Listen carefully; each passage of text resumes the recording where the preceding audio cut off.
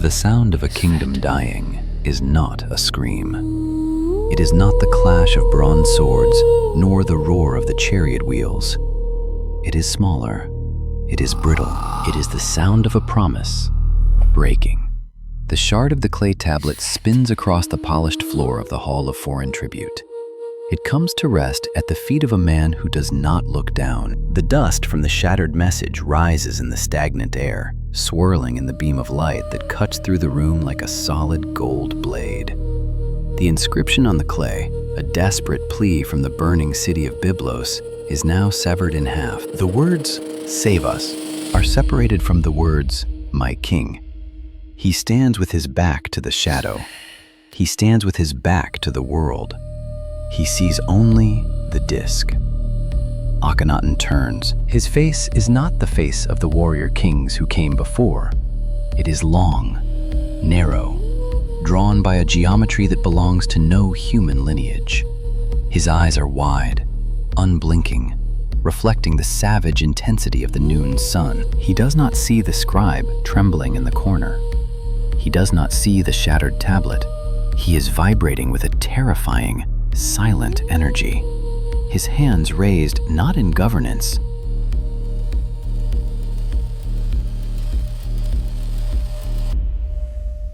but in rapture. He has banished the dark. He has banished the hidden places where the old gods slept. He has pulled the roof off the world, and now there is nowhere left to hide. 300 miles to the south, the heart of the empire has stopped beating. We drift through the colossal hypostyle hall of Karnak. It is a cavern of twilight. The massive sandstone columns, thick as ancient redwoods, disappear into a ceiling of gloom. There is no incense smoke here, no chanting, only the cold, heavy silence of abandonment.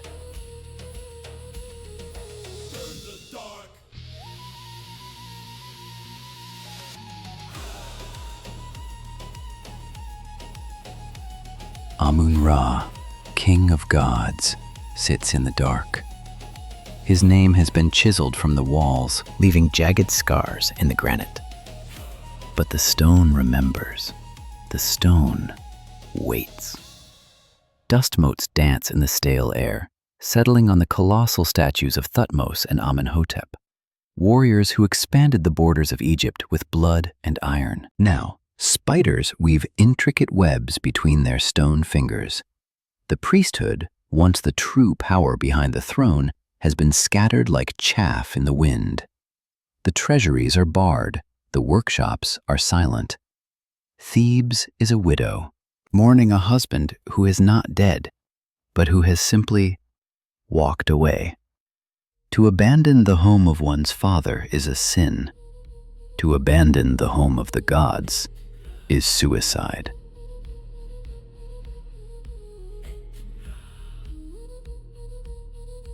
We are violently transported to the horizon of the Aten. There is no shade here.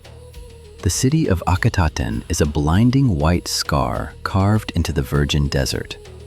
It is a city built not for men, but for the light. The walls are white, the floors are white, the streets are wide avenues of beaten earth that reflect the solar hammer until the eyes water and the vision blurs.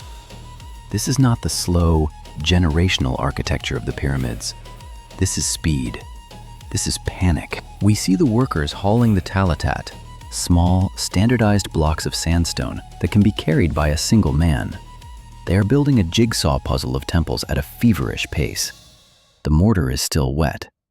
The paint is applied before the plaster is dry. It is a city of haste, born from the impatience of a king who believes his time is short. Do you feel the heat? It is unnatural. The cliffs trap the sun here, creating a cauldron.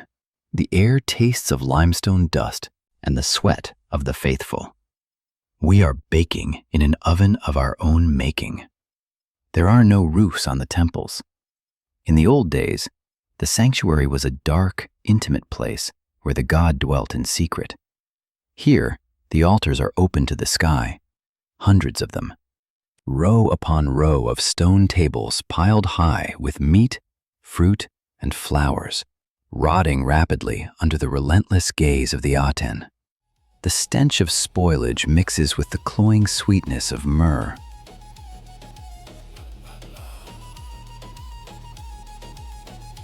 The old gods demanded shadow. The Aten demands exposure. He sees all. He burns all. In the cramped brick office of the Bureau of Correspondence, the heat is suffocating. I sit amongst the clay. To my left, the tablets of Babylon, polite and greedy, asking for gold. To my right, the tablets of Canaan and Syria, screaming for blood. The clay is etched with the panicked cuneiform of Rib-Hadda, the loyal servant of Byblos.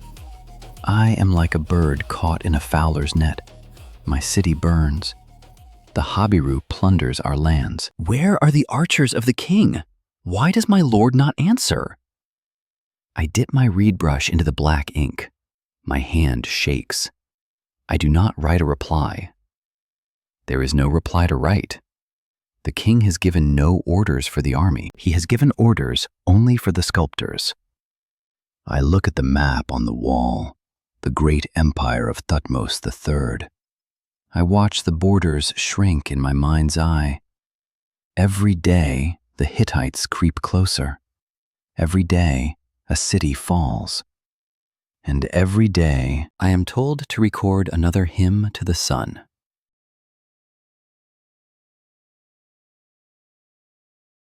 Ink cannot stop iron.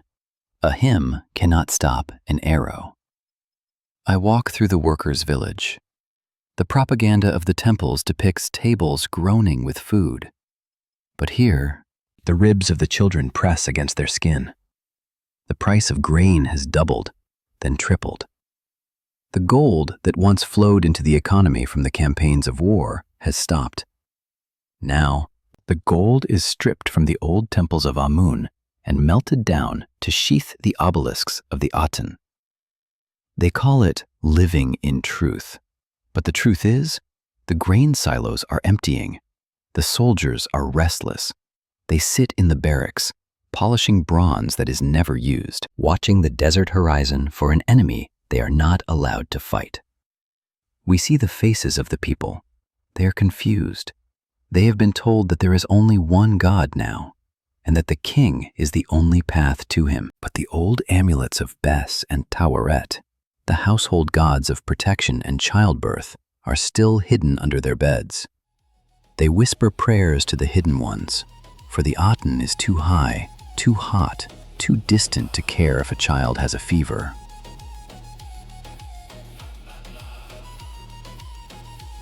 I stand before the vizier, the tablet of Sumor in my hand. The city has fallen, I say. My voice sounds thin in the great hall of the palace. The walls are painted with scenes of nature, birds flying, papyrus waving, a paradise that ignores the burning world outside. The vizier looks at me with eyes that are dead and glassy. He wears the gold of honor around his neck, a collar heavy enough to choke a man. The king is in communion, he tells me. Do not disturb the balance. I look past him, through the great pylons. I see Akhenaten riding his golden chariot, his queen, Nefertiti, by his side. They are not inspecting the troops, they are racing the sun. They are laughing. Their bodies are depicted in the stone as swollen, fluid, almost feminine, a deliberate rejection of the rigid perfection of the past. They look like creatures from another world, drifting through a tragedy they refuse to acknowledge.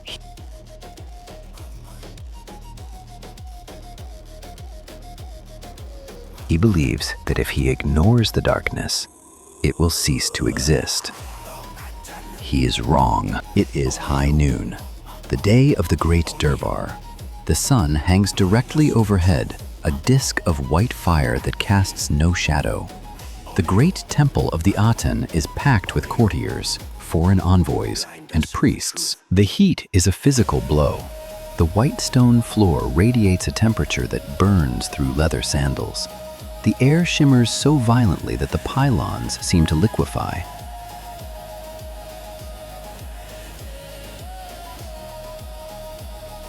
Akhenaten ascends the high altar. He is naked to the waist, his skin oiled and gleaming, offering platter after platter of meat to the sky. The smoke rises in a thick, vertical column. He is chanting, his voice high and straining, piercing the drone of the priests. He stares directly into the sun. He does not blink. His retinas are burning, but he sees only the love of his father, the disk. Madness. It is madness. The envoys from Nubia and Syria look at each other in terror. They see a king who worships the air, while the earth crumbles. The sensory overload breaks the tether of reality. The smell of blood from the slaughtered cattle mixes with the heavy perfume. Courtiers faint in the heat, collapsing onto the baking stone, but no one dares to help them. To break the formation is to deny the perfection of the moment. The king raises his arms, his elongated fingers stretching, grasping at the rays that terminate in tiny hands holding the ankh of life.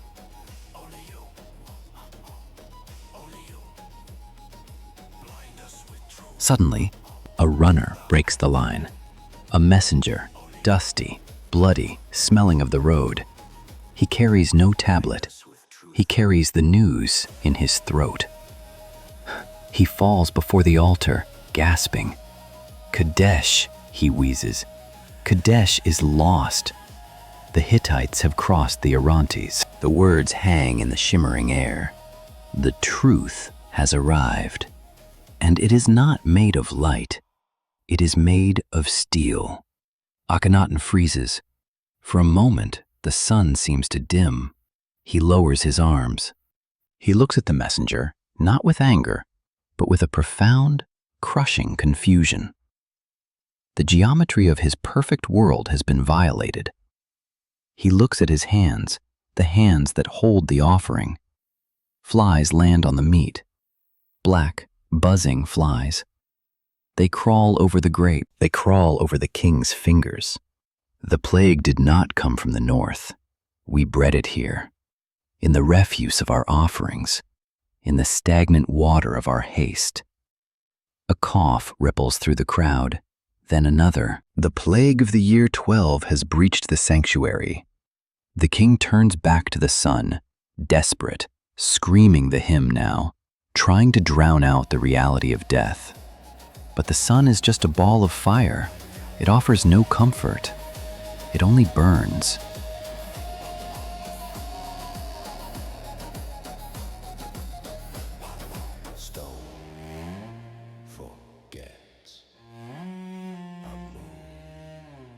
The light is gone.